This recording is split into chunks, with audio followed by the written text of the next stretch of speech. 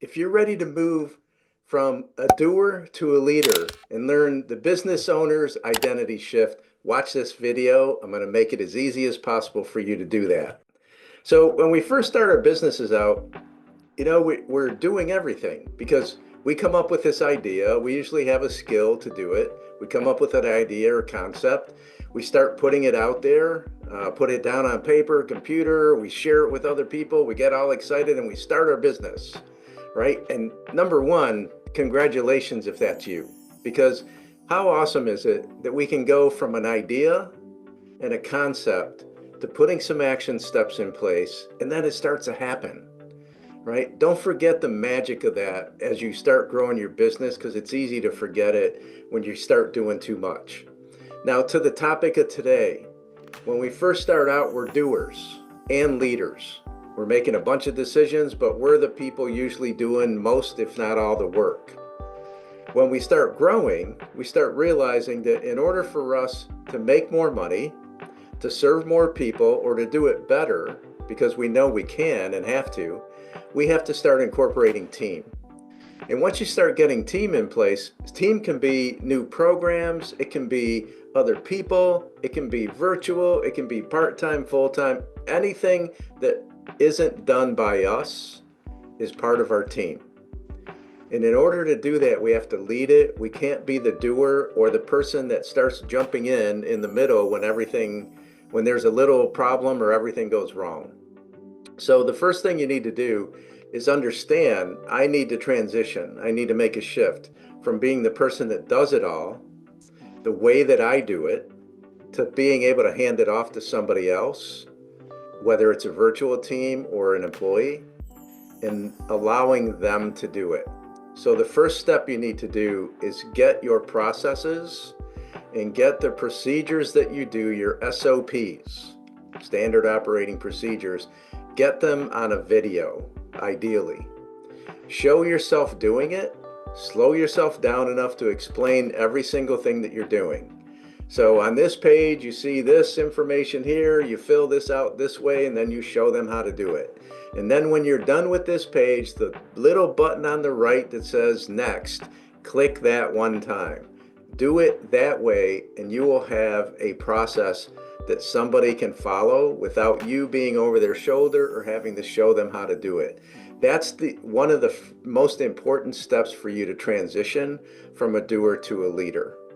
If you're the type of person, and I know there's some of you out there watching right now, right, that don't have a procedure down, you don't have it on paper, you tell people, hey, here's what you do, let me show you once, you show them really quick, you go, here, you do this, and this, okay, go for it.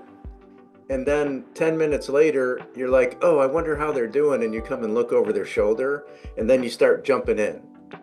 And that doesn't empower anybody, and what's it doing to your time?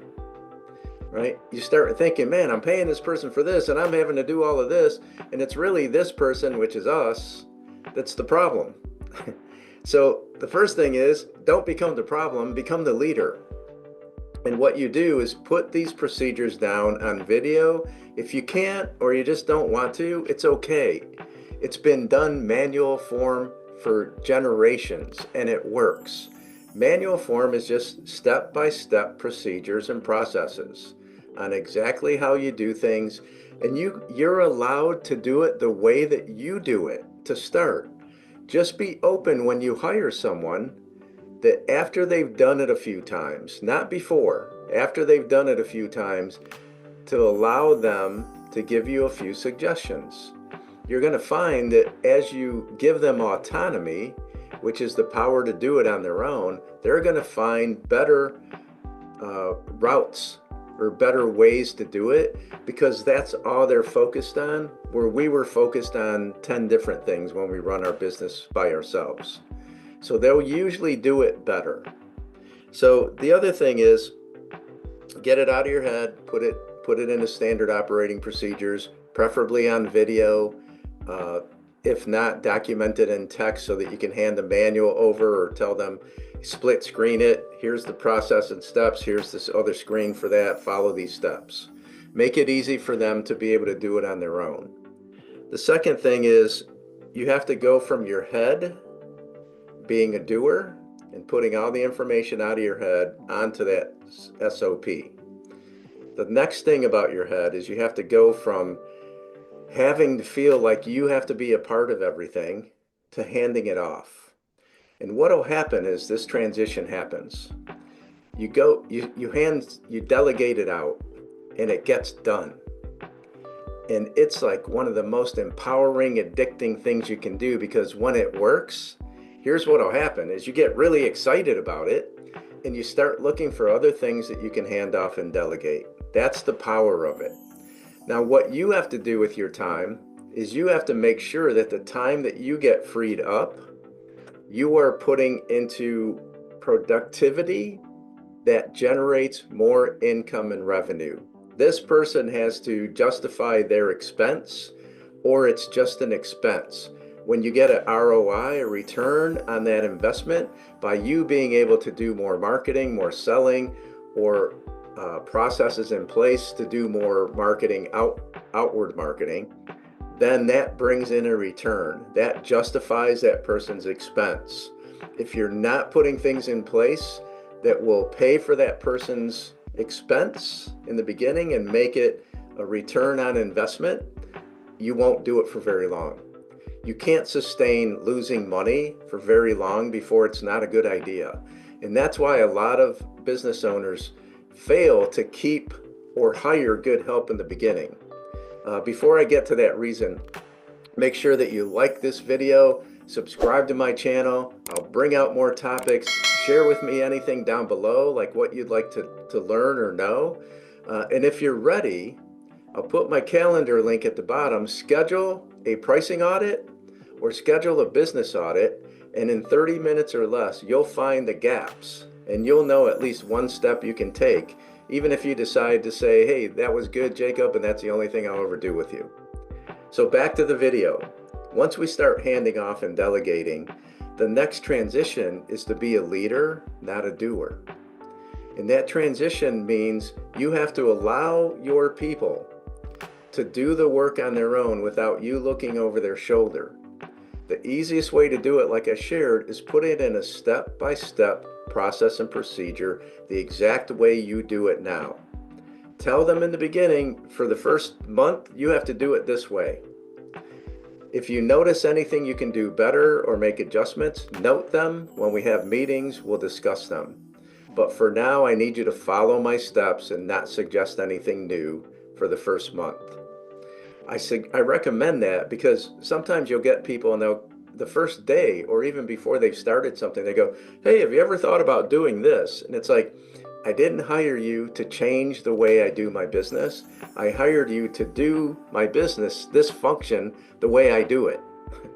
So what that does is that empowers us to go and not look over their shoulder and to go and do something productive that brings more business in. That's what we need to do.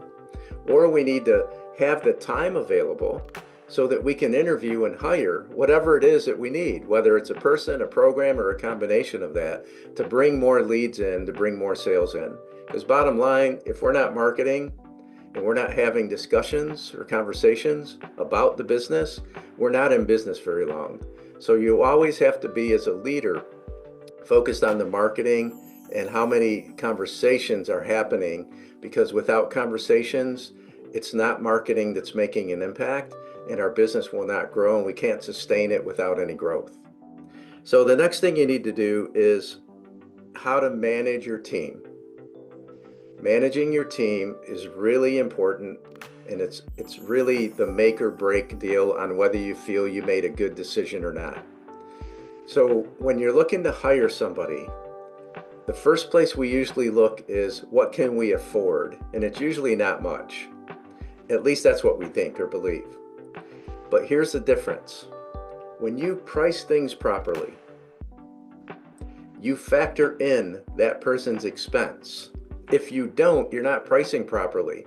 If you're doing competitive pricing, if you're doing value pricing, dynamic pricing, you're just guessing and hoping that it works.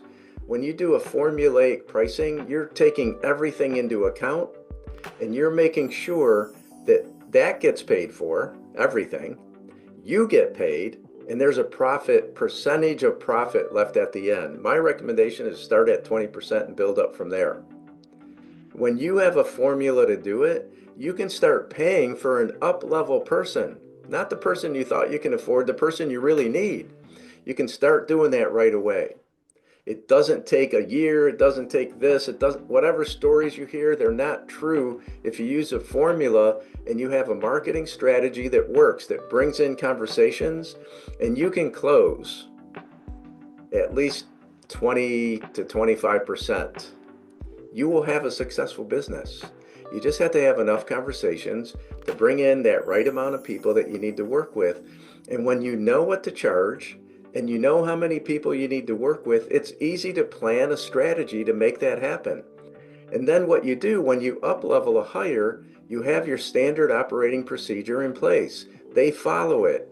And what you do is you give it to them and let them do it on their own the first time out. Let them do it on their own. And then review it with them, either right after they do it or at the end of your day. But give them a few things to do and then make a review. And then point out what they did right. Don't point out what they did wrong. Point out what they did right. And then say, and here's what we need to focus on a little bit more as we do it again, or as this. And so at that point, you're going to know they're either going too quickly because they're a little nervous. And at that point, I just say, hey, you did this part really good. So make sure that you're staying as focused as you were on that part, on this part here, and you'll be great. Empower them. Don't disempower them by telling them what they're doing wrong. They already know they messed up because you're with them and you're telling them, hey, we need to get better on this side. Now, that's the first day, right? Give them something to do, review it at the end of that day. The next day, you do the same. You're going to find that they're probably a little bit better or a lot better. By the third day, you say, hey, I think you're good on your own. I'm going to leave this up to you. I'm going to do this, and then we'll review it the following morning. And that gives you time to do a review. But what you can say on that third day is, hey, I'm not going to review it with you tonight. Take 15 minutes or whatever the time you took with them and review it on your own and make any corrections that you see you needed to make. And then take note with yourself on where you need to slow down or where you need to ask for help. Because on the fourth morning, I'm going to have a meeting with you and we're going to cover what you need help with. Maybe I need to improve my training, or you need to slow down to understand it a little bit more. But this is where I start answering questions. So by the fourth day, they've been doing it a few days on their own. You've checked it, you've empowered them. Now they're looking at what they can do to do better, and they're wanting to do better because they're not feeling bad, they're just feeling they need to learn. So on the fourth day, you review it and you say, look, you're going to need additional training here, or you need to just slow down and make sure that you're doing it right. So do this again today. Here's the amount of time that you're working towards. Right now, it's taking you 10 minutes to do one entry. It should be taking you, when you're really skilled, 3 minutes. So you got a little bit of learning to do, but that's normal. So do yourself a favor, make sure that you're focused because accuracy is most important, but work your way down from 10 minutes to 9. And then once you get to 9 and you check it and everything's good, work to 8. But by Tuesday of next week, which will be your 7th day of doing this, I want you to be at 5 minutes. So see, what you just did is you empowered them, but you set a benchmark and a goal for them to achieve. Because if within 7 business days, they can get from 10 minutes to 5, within the next few days, they're going to be up to speed. And within 2 weeks, you'll have an employee that's doing it exactly the way you did it at the same speed that you did it, probably more efficiently and effectively. If you follow this, you will not only empower your team, but you'll transition from a doer to a leader. Keep going. It's worth it. This journey has a lot of hills and valleys and bumps and whatever, but it is one of the most rewarding and fulfilling things when you feel you're progressing in the right direction, and you are. Thank you.